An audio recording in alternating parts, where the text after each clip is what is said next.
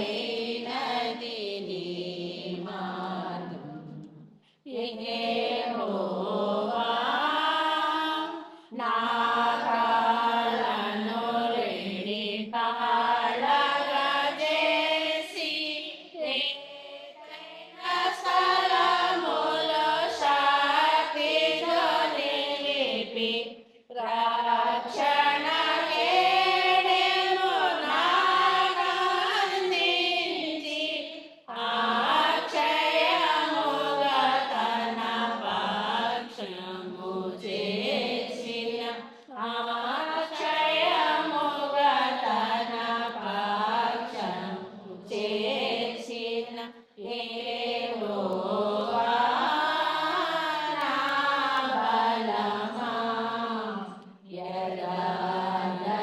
యథార్థమైనది నీ మార్గం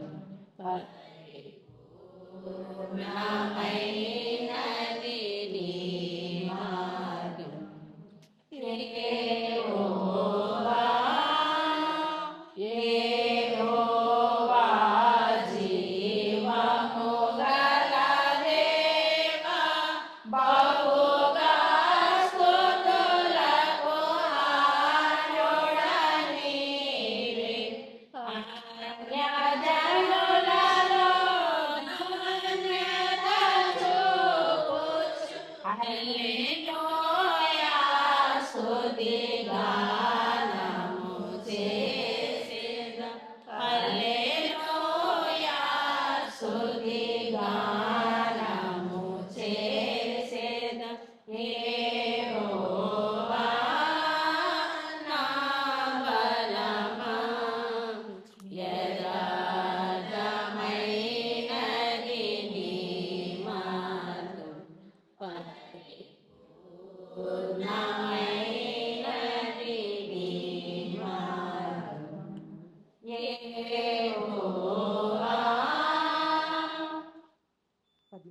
14వ కీర్తన నీవు చేసిన ఉపకారములకై నేనే చెల్లింతును నీవు చేసిన ఉపకారములకై నేనే చెల్లింతును వేదాధీనులంత విస్తార తైలం నీకిచ్చిన చాలునా వేదాధీనులంత విస్తార తైలము నీకిచ్చిన చాలునా గర్భఫలమైన నా దేశపుత్రుని నీకిచ్చిన తీరునా గర్భఫలమైన నా దేశపుత్రుని నీకిచ్చిన తీరునా నీవు చేసిన ఉపకారములకై నేనే చెల్లింతును మరణ పాత్రుడనైయున్న నాకై మరణించి శివ శిల్వలో మరణ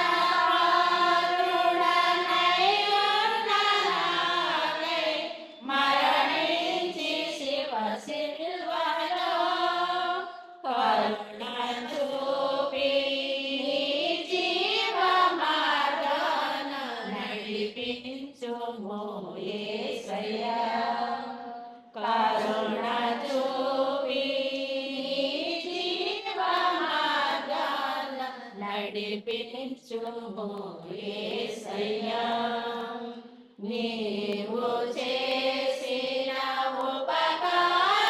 ఉపకారములకై నేనే చెల్లింతును విరిగి నలిగిన బలియాగములను నా హృదయమర్పింతును విరిగి నలిగిన బలియాగములను నా హృదయమర్పింతును. రక్షణ పాత్రని చేకూని నిత్యము నిన్ను వెంబడించేదను. రక్షణ పాత్రను చేకూని నిత్యము నిన్ను వెంబడించేదను.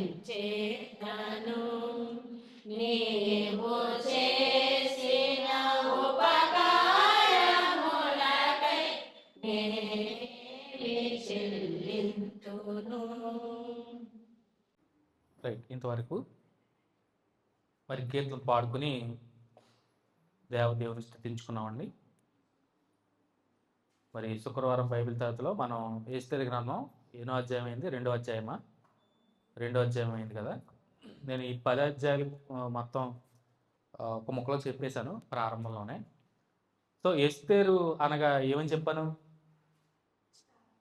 ప్రాచీన పారసిక భాషలో దాని అర్థం ఏంటంటే స్టార్, అంటే నక్షత్రం. రెండో పేరు ఏంటంటే హిబ్రూ పదం గురించి చెప్పాను. హిబ్రూ పదం ఏంటి? హదస్సా, అవునా? హిబ్రూలో హదస్సా అనే గొంజి చెట్టు అనమాట. సో గొంజి చెట్టు అంటేనే హదస్సా. సో అది హిబ్రూ పదం అనమాట. సో మనం ఎస్తేరు గ్రంథం రెండో అధ్యాయంలో మొదటి నుంచి 14 వచ్చిన వరకు ఈ సంగతులు అయిన తర్వాత, అంటే ప్రారంభంలో మీ అందరూ తెలిసిందే, మొదటి అధ్యాయం వివరించాను నేను. రెండో అధ్యాయంలో కొత్త రాణి కోసం అన్వేషణ, అవునా? కొత్త రాణి గారి కోసం అన్వేషణ మొదలుపెట్టారు. సో చెప్పాను నేను, 12 నెలలు, అంటే 6 నెలలు 6 నెలలు ఏం చేశారు? కన్యకలందరినీ రాజు ఆస్థానంలో పిలిపించుకుని వారందరికీ ఏంటది సుగంధ ద్రవ్యాలు, తైలాలు, మొత్తం అందం పెంపొందించడానికి కావాల్సిన ఏర్పాట్లన్నీ అంతఃపురంలో వచ్చినటువంటి కన్యకలందరికీ చేయడం. సో రాజుగారి దగ్గరికి వంతులు చొప్పున ప్రవేశపెట్టినప్పుడు ఎవరు రాజుగారికి నచ్చారు? ఎస్తేరు గారు. సో ఎస్తేరు గారు రాణవడం 15వ వచనం నుంచి 20వ వచనం వరకు అదే కనపడుతుంది మనకి. ఎస్తేరు రాణి అయింది. అలాగే 21 నుంచి చివరాఖరి వచనంలో మొర్దెకై కుట్రను బయట పెట్టడం. ఏంటా కుట్ర? రాజుగారు ఎవరు వింటారో, ఎక్కడ వింటారో? ద్వారం దగ్గర మొర్దెకై సో రాజుగారిని సంహరించాలనే కుట్రని విని వెంటనే వెళ్ళి ఎస్తేరుకి చెప్పడం, ఎస్తేరుకి అందించడం. సో అది ఇలా మొర్దెకై ఇలా విన్నాడు అనే విషయం రాజేంద్ర అర్థహస్తకి ఈ ఎస్తేరు గారు వెళ్ళి చెప్పడం. సో ఇలాగ మొర్దెకై ఏం చెప్పాడు అని చెప్పడం మీ అందరూ తెలిసిందే.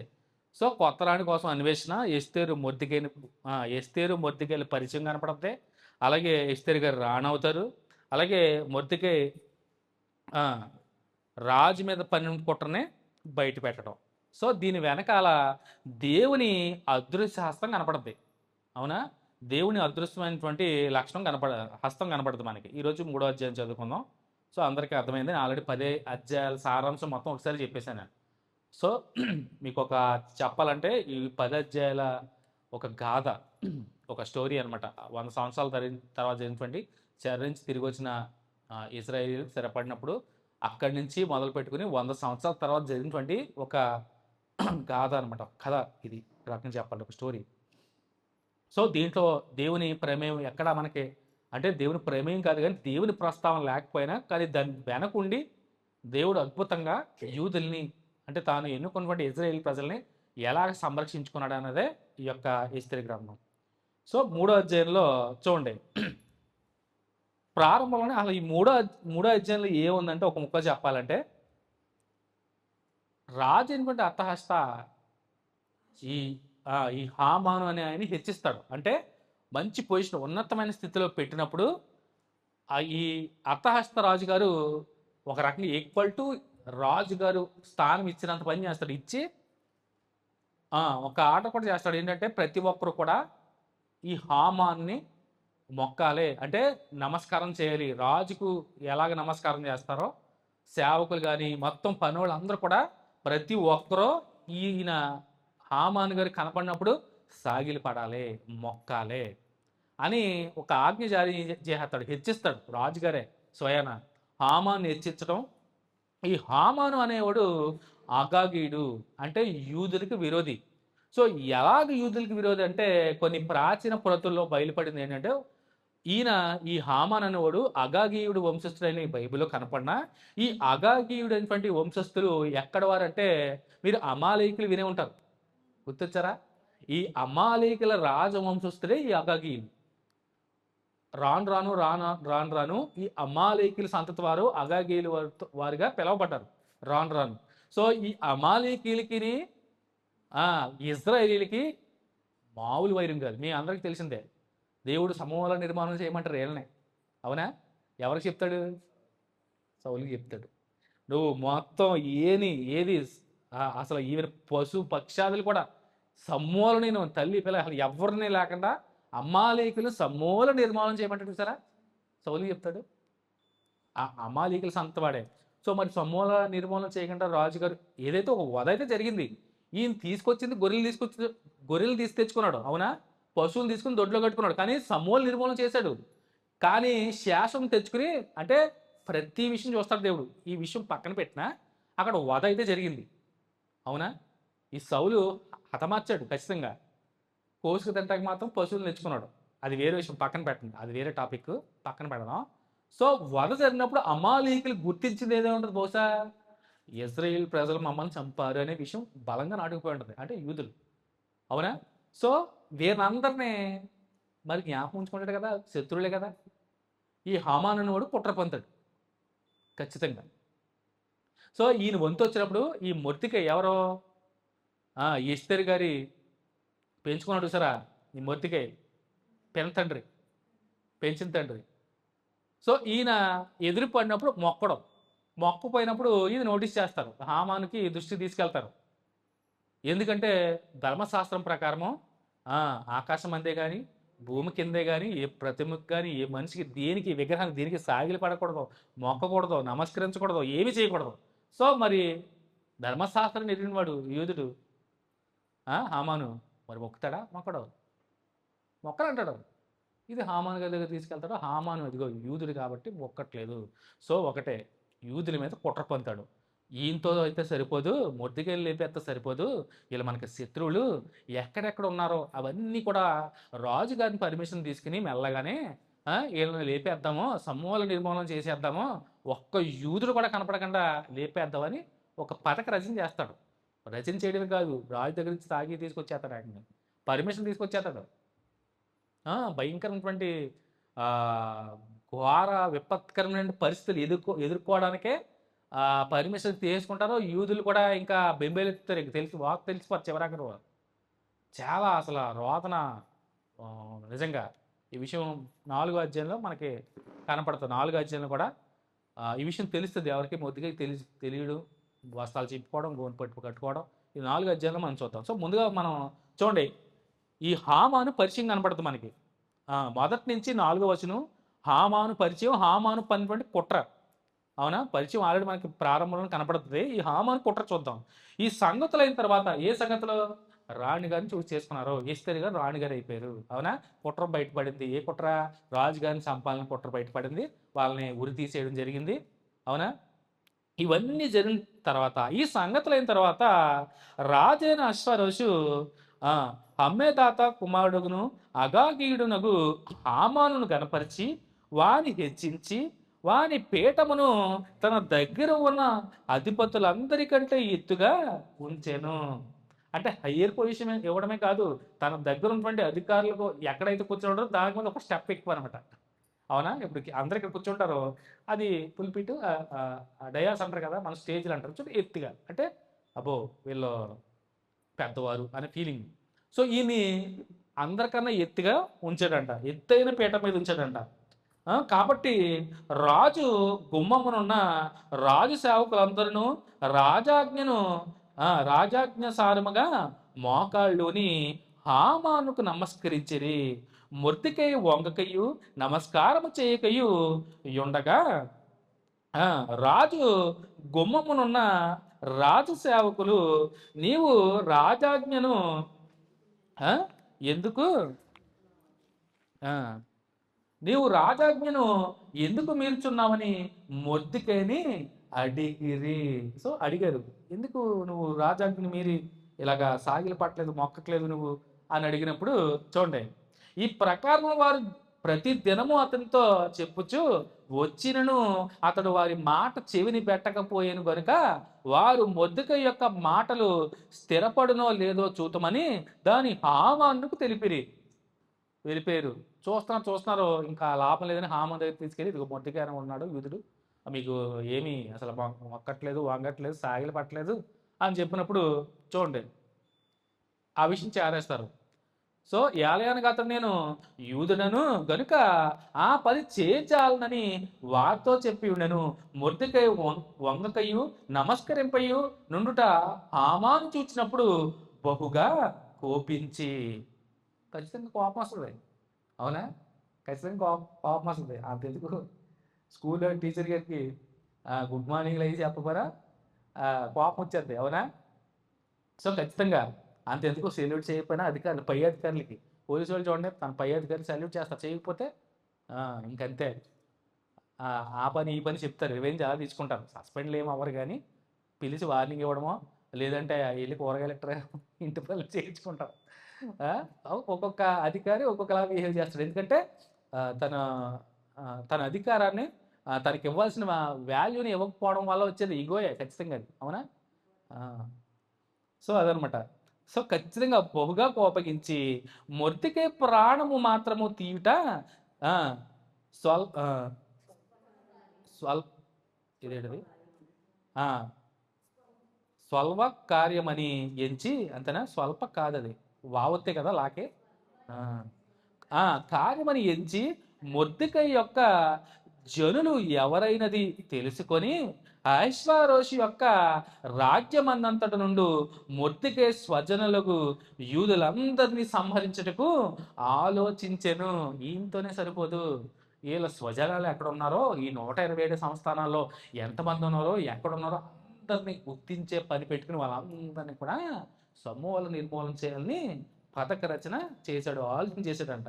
చూడండి, రాజు అయిన అహష్వేరోషు యొక్క ఏలుబడి యందు 12వ మాసమున నీసాను మాసమున అనగా ప్రథమ మాసమున వారు హామాను ఎదుట పూరు అనగా, సో చూడండి, సో పార్సీకులు చేసే పండగల్లో ఇది, అందుకనే దీన్ని యూదులు పూరీము పండగ చేస్తారు. సో యాక్చువల్గా పార్సీకుల యొక్క పండగల్లో ఈ పూరు అనే పండగ ఒకటే. సో ఈ పూరు అనేది ఏంటంటే చూడండి, అనగా చీటిని దినదినములకును నెల నెలకును ఆదారాను 12వ నెల వరకును వేయిచు వచ్చిన ఈ చీట్లు వేసే పద్ధతి. ఈ పూరు అనేది ఏంటంటే పండగ, అంటే పండగ కాదు, ఈ పూరు అనే విధానం ఏంటంటే చీట్లు వేసే విధానం. పార్సికల్ రాజ్యంలో ఏంటంటే ఏదైనా పని పూనుకోవాలంటే ఈ పూరు అనే చీట్లు రాసి వేస్తూ ఉంటారు. ఒక రకం చెప్పాలంటే పాచికలు లాంటివి వేస్తూ ఉంటారు. ఏ డేట్ వస్తుందా ఇప్పుడు దాన్ని నిర్ణయించుకోవడానికి వేసేదే ఇది. ఈ చీట్లు వేసే విధానం పార్సిక కాలాల్లో ఉండేది. సో పాచికలు, పూర్వం సినిమాలో కూడా ఉంటారు, పాచికలు వేస్తూ ఉంటారు. పాచికలు ఇదడింది అదడింది అని ఓడిపోయావు నువ్వు ఎక్కేమంటారు సరే, అలాంటిది అనమాట ఒక రకంగా చెప్పాలంటే. సో ఈ యూదులకి సంహరించడానికి ఒక రకంగా చెప్పండి ముహూర్తం. ఒక ముక్కలో చెప్పాలంటే మన వాడుక భాషలో బాగా అర్థమయ్యే రీతిలో చెప్పాలంటే ఈ పథక రచన చేశాడు. ఈ పథక రచన చేయడానికి డేట్ ఫిక్స్ చేయడానికి ఈ పూరు అనే చీట్లు వేయడం మొదలెట్టాడు. ప్రతిదినం వేయడం మొదలెట్టారు. ఎప్పుడు వస్తుందో సరైనటువంటి తారీఖు ఆ డేట్ ఫిక్స్ చేద్దాం. ఆ డేట్నే యూదులకి మేలు జరిగింది కనుక పూరిం పండుగ చేస్తారు యూదులు. యాక్చువల్గా యూదులు ఇది పార్సిక విధానం, ఇది దాన్ని పూరు అనే ఈ చీట్లు వేసే విధానాన్ని యూదులు ఎందుకంటే సంతోషించారు. ఎందుకంటే వారందరూ కూడా నిర్మూలన అవరు దేవుని కృప వల్ల. అందును బట్టి ఈ కుట్ర ఏమైంది వికటిస్తుంది, అవునా? దేవుడు దీన్ని ఏం చేస్తాడో పక్కది చేస్తాడు. ఒక రకంగా చెప్పాలంటే పక్కది చేసి యూదులకి అనుగుణంగా మేలు చేస్తాడు. ఈ మేలు చేయడం ద్వారా దేవుడు మమ్మల్ని జ్ఞాపకం చేసుకున్నాడు. 125 సంస్థానాలను కూడా మమ్మల్ని అందరినీ, మా ప్రజలందరినీ కాచి కాపాడి ఎంతలా సంరక్షించాడు. మేము నాశనం అయిపోకుండా మమ్మల్ని సంరక్షించాడని ఈ పూరు అనే దాని మీద పూరీము పండుగ పెట్టుకున్నారు. పూరీం పండుగ చేస్తారు. ఈ పూరీం పండుగ ఇప్పటికీ యూదులు చేస్తారు. ఇప్పుడు స్టిల్ ఇప్పుడు ఇజ్రాయెల్ దేశంలో కూడా పూరీం పండుగ జరుగుతుంది. ఈ ఆధార్ నెల సేమ్ నెలలో 13వ రోజు అనుకుంటే చేస్తారు. సో ఇందులో కూడా రాయబడుతుంది 13వ రోజే పడుతుంది సీటు. అదే రోజు డేట్ ఫిక్స్ చేసుకుంటాడు. ఆ డేట్ ఫిక్స్ చేసి వెళ్ళిపోతాడు రాజుగారి దగ్గరికి పర్మిషన్ కోసం. చూడండి, చీటిని దినదినము వరకు నెలకును ఆదారును 12వ నెల వరకును వేచి వచ్చింది. అంతటా హామాను అహష్వేరోషుతో చెప్పినదేమనగా, మీ రాజ్య మీ రాజ్య సంస్థానము లన్నిటి యందుండు జనుల్లో ఒక జాతి వారు చెదరి ఉన్నారు. సో చూడండి, ఈయన ఈ డేట్ ఫిక్స్ చేసుకుని రాజుగారి దగ్గరికి ఎలా ఎక్కిస్తాడు చూసారా? 3 అంశాలు ఎక్కిస్తాడు. తెలుసండి, నేను ఈ 3 అంశాలు నోటీస్ చేశాను, నేను రాసుకున్నాను. సో అవి ఏంటంటే, నేను 3 అంశాలు గుర్తించాను. సో డేట్ ఫిక్స్ చేసుకున్నాడు, చీట్లు వేసాడు, ఒక డేట్ ఫిక్స్ చేసుకున్నాడు, వచ్చింది. ఈ డేట్ ఫిక్స్ చేసినప్పుడు రాజుగారి దగ్గరికి వెళ్ళండి. మరి కార్యం పర్మిషన్ తీసుకోవాలంటే రాజుగారి దగ్గరికి వెళ్ళాల్సిందే. వెళ్ళాడు. వెళ్ళి ఏమి ఎక్కిస్తాడో తెలుసా? నేను 3 అంశాలు నాకు నోటీస్ చేసుకున్నాను నేను. ఏంటిది చూడండి. ఏమని ఫస్ట్ పాయింట్ ఏమని ఎక్కిస్తున్నాడు తెలుసా అండి? రాజుగారి దగ్గరికి వెళ్ళి, వారు సమస్త రాజ్య సంస్థానములో చెదిరిన వారే అని చెప్తూ సర్వత్రా రాజద్రోహ భావమును వ్యాపింపజేయగలరు. అంటే వీళ్ళు రాజుగారి మాట వినరు, వీళ్ళు రాజద్రోహులు అనే ముద్ర వేస్తున్నాడు. చూడండి, అదే విషయాన్ని ఎక్కిస్తూ ఉంటాడు. ఏమని చూడండి. అంతటి హామాను అశ్వరోషుతో చెప్పిందేమనగా, మీ రాజ్య సంస్థానములన్నిటి యందు ఒక జనములు ఒక జాతి వారు చెదరి ఉన్నారు. వారు విధులు సకల జనులకు విధులకు వేరుగా ఉన్నవి. వారు రాజు యొక్క ఆజ్ఞలను గైకొని వారు కారు కాబట్టి వారిని ఉండనిచ్చుట రాజునకు ప్రయోజనకరము కాదు. ఎందుకంటే మరి ఈయనకి మొక్కట్లేదు. రాజుగారికి వ్యతిరేకులు రాజద్రోహులు అని రాజద్రోహం ముద్ర వేస్తున్నాడు. రెండోది ఏంటంటే, వారు పారసిక దేశపు శాసనములను గైకొనక తమ చట్టములను అనుసరించు వారై ఉన్నారు. సో అనుసరించనే వారై ఉన్నారు అంటాడు. అంటే రాజు మాట వినరేళ్ళు, మన పారసిక రాజ్య చట్టాలు బొత్తిగా పాటించరేళ్ళు అని ఎక్కేస్తాడు. చూడండి, రెండో పాయింట్. ప్రయోజనకరము కాదు. రాజునకు సమ్మతి అయితే వారు హతము చేయబడినట్లు నేను ఆ పని చేయు వారికి, ఎక్కడ కొంచెం మిస్ అయ్యమా ఎక్కడన్నా? నేను ఆ పని చేయడు వారికి రాజునకు సమ్మతి అయితే వారు హతము చేయబడినట్లును నేను ఆ పని చేయు వారికి 20,000 మణుగుల వెండిని రాజు యొక్క ఖజానాలో ఉంచుటకు తూచి అప్పగించినట్లును చట్టము పుట్టించుమనగా. చూడండి, ఈ పని చేసి అంటే నేను సమూల నిర్మూలన చేయాలనుకుంటున్నాను.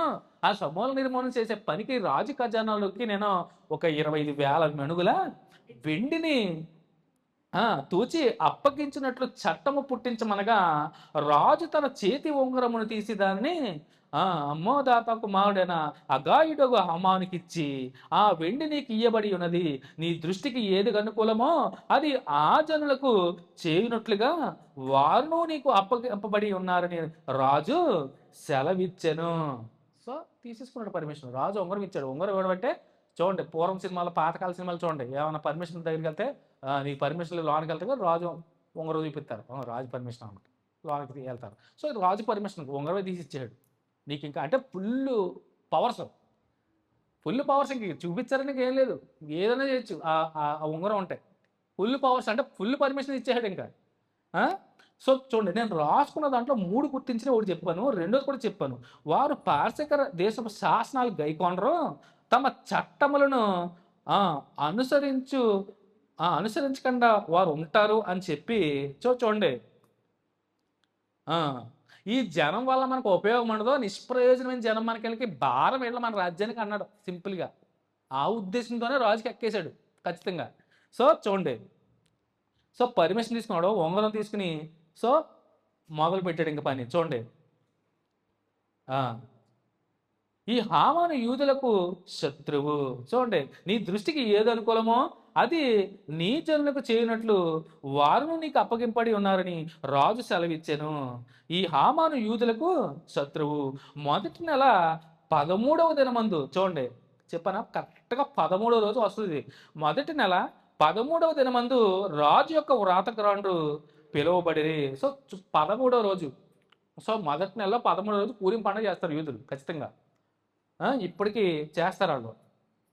వ్రాతగాడిని పిలువబడి హామాను ఆజ్ఞాపించిన ప్రకారం అంతయు ఆయా సంస్థానముల మీద నుంచబడిన రాజు యొక్క అధిపతులకును అధికారకులను, ఆయా సంస్థానముల జనుల మీద నుంచబడిన అధిపతులకును అధికారకులను వారి వారి లిపిని బట్టి ఆయా భాషను ఆయా జనముల భాషను బట్టి రాజైన అశ్వారోషు పెరట ఆ వ్రాతగాంట చేత తాకీదులు రాయింపబడి రాజు ఉంగరము చేత ముద్రింపబడెను. సో 127 సంస్థానాలు ఉన్నటువంటి ఆయా జాతుల వారు, ఆయా తెగల వారు, ఆయా భాషలు మాట్లాడేవారు ప్రతి భాషలో అర్థమయ్యేలాగా ప్రతి లెటరు అన్ని భాషలో రాయించేసి సీలేసి రాజముద్ర వేసి రాజముద్ర చూస్తే ఇది మామూలు లెటర్ అనుకుంటా, రాజముద్ర లేకపోతే ఏదో ఉత్తరం అనుకుంటా, కానీ రాజముద్ర అంటే అది శాసనం. ముద్ర లేకపోతే శాసనంతో కాదు, శాసనంతో పని లేదు. సో అది పాటించవచ్చు. ఒక రాజు ఒక ముద్ర వేసాడంటే అది శాసనం. ఆ శాసనాన్ని తప్పితే మరణ శిక్ష ఈక్వల్ టు. సో ఖచ్చితంగా అది ఇప్పుడు చూడండి, ఉత్తరాలు కూడా స్టాంపులు అంటే చిన్న ఉత్తరాలు, ముద్ర లేని ఉత్తరాలు పక్కన పెడతారు పోస్ట్ ఆఫీసుల్లో. సో పక్కన దానికి వాల్యూ ఉండదు. ఎప్పుడైతే రాజు ముద్రించాడో, రాజు ముద్ర కనపడిందో చాలా ఆ తాకీదును కూడా చాలా విలువైన దానిలాగా పట్టుకెళ్ళి మోసుకెళ్తారు చాలా అసలు.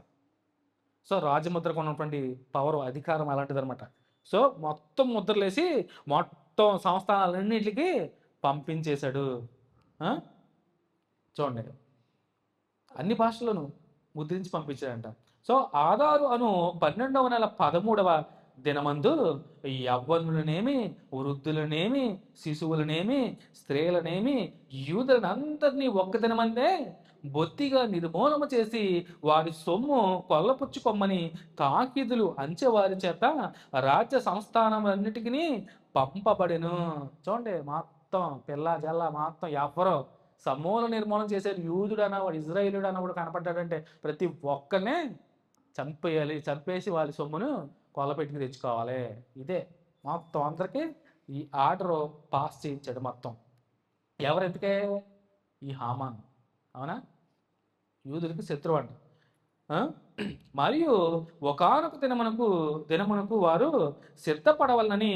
సో చూడండి, మరియు ఒకానొక దినమునకు అంటే ఒక్క రోజులోనే 13వ రోజు పెట్టారు, ఫిక్స్ చేశారు, చీట్లు వేసారు, వచ్చింది 12 రోజులు మొత్తం ఫిక్స్ చేసుకున్న డేటు. ఆ ఒక్క రోజులోనే మీరు సాగరిస్తే అక్కడ ఉన్నాడండి, ఎక్కడ ఉన్నాడండి, అక్కడ చంపి ఇక్కడ చంపి కాదు. దీని అర్థం ఏంటి? ఒక్క రోజులోనే మొత్తం ఒక్క రోజులో 127 సంస్థానాలు అంటే అందరికీ అంతయి పంపించాడు. ఒక్క రోజులోనే, టైం లేదు అన్నట్టుగా ఒక్క రోజులోనే జరిగిపోవాలి కార్యక్రమం. 1 డేలో జరిగిపోవాలి, ఫినిష్ అయిపోవాలి అందరూ.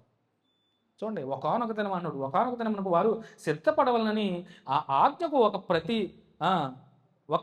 ప్రతి ప్రబలింపబడినదే ప్రతి సంస్థానంలో ఉన్న సమస్త జనుకును ఇయ్యబడుటకును పంపబడెను.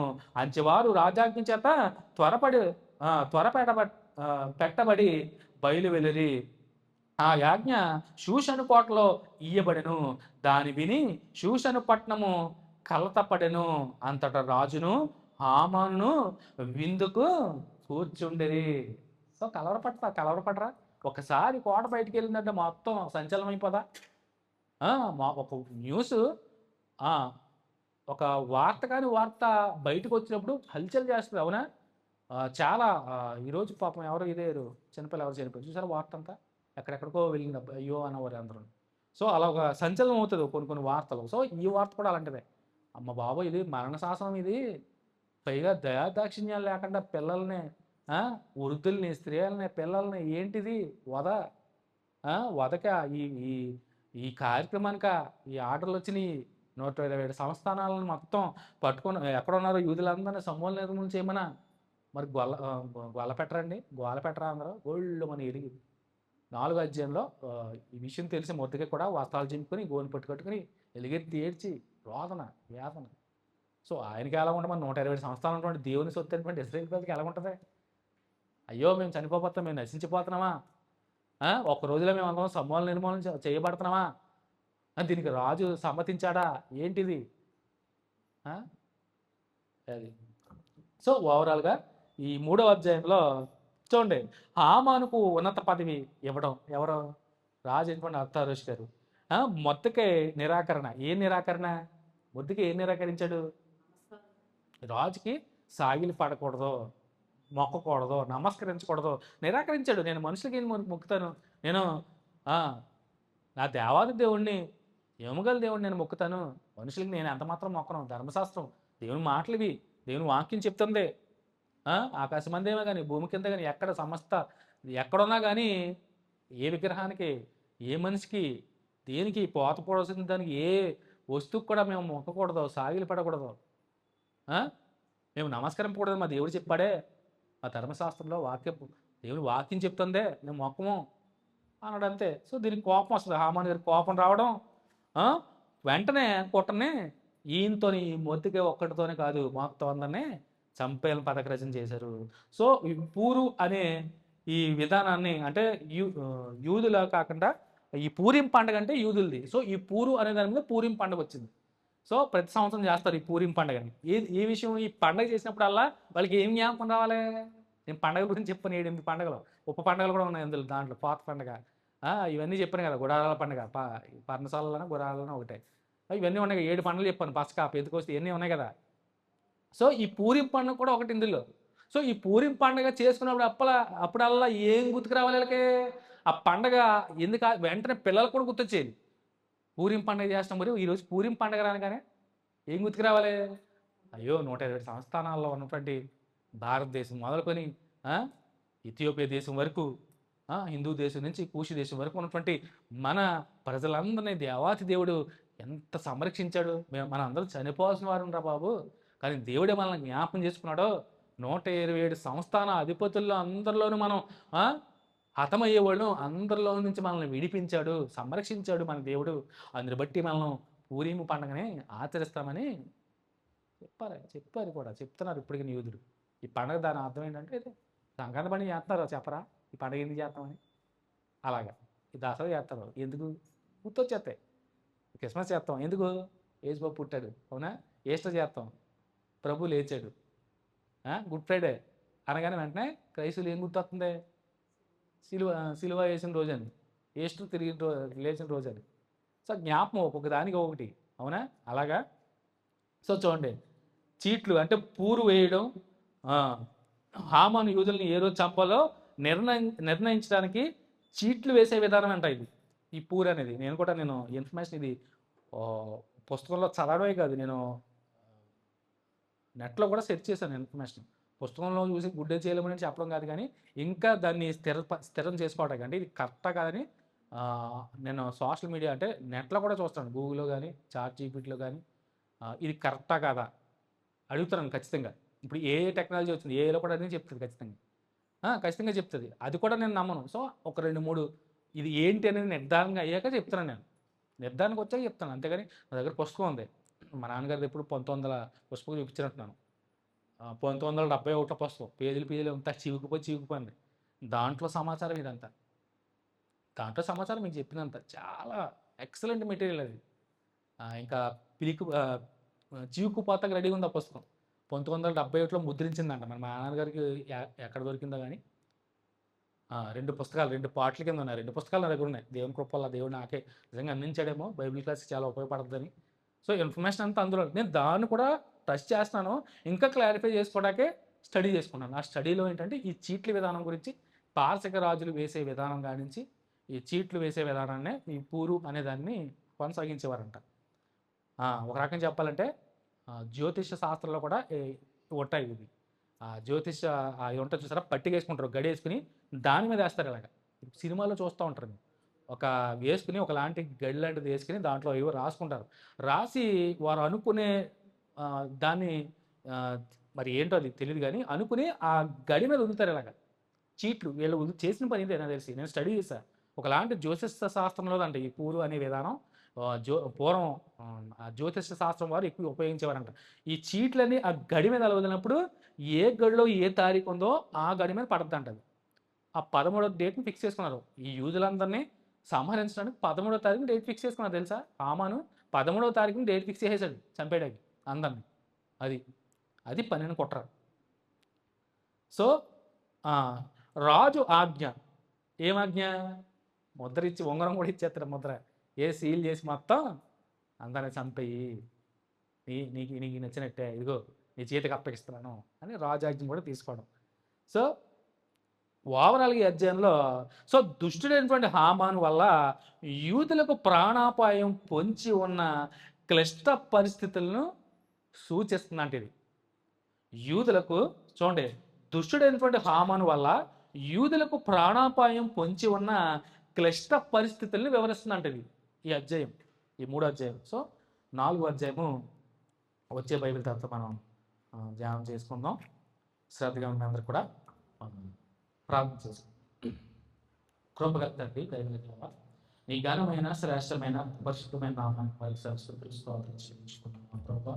మరి ఇంతవరకు మరి ఎస్తేరు గ్రంథం 3వ అధ్యాయం ద్వారా వాక్యం ద్వారా అనేక సంగతులు తండ్రి మరి ఈ పుస్తకం ద్వారా తండ్రి మేము ధ్యానించుకొని మరి మీ దయగల హస్తం మరి మీరు ఎన్నుకున్నటువంటి యూతులకి ఇట్టి రీతిగా మీరు మరి నడిపిస్తున్న విధానం, మరి కాపాడుతున్నటువంటి విధానాన్ని తండ్రి ఈ ఎస్తేరు గ్రంథం ద్వారా ధ్యానించుకోవడానికి మీరు సమయాన్ని మా అందరికీ అనుగ్రహించినందుకు మరొకసారి వేవేక స్థుతులు స్తోత్రాలు చెల్లించుకుంటూ చేరు వచ్చిన కూడి వచ్చిన ప్రతి ఒక్కరిని మరి పేరు పేరు మరి జ్ఞాపకం చేసుకోండి మా ప్రభావ, దీవించండి, ఆశ్రయించండి మా ప్రభావ. మా తండ్రి రాత్రి ఆ సమయంలో సంఘాన్ని జ్ఞాపకం చేసుకోండి. సంఘంలో ప్రార్థన అవసరం ఉన్నారు వారి అవసరాలు అక్కర్ని జ్ఞాపకం చేసుకోండి మా ప్రభావ. ఎవరైతే అనారోగ్యంతో బాధపడుతున్నారో వాళ్ళని ముట్టి స్వస్థపరిచి కృప చూపించండి, సహాయం అందించండి మా ప్రభావ.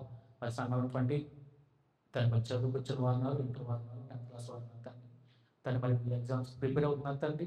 మరి పరీక్షలు రాయించుకుంటా మీ యొక్క ఆత్మ సహాయం తోడించండి. మరి పరీక్ష తండ్రి మరి తగినగా మరి సిద్ధపడడానికి మంచి జ్ఞానాన్ని వారందరికీ అనుగ్రహించండి మా ప్రభావ. అలాగే మరి తండ్రి మరి విదేశంలో ప్రతి ఒక్క సహోదరుని కూడా మరి పేరు పేరు మరి జ్ఞాపకం చేసి దీవించండి, ఆశీర్వదించండి మా ప్రభావ.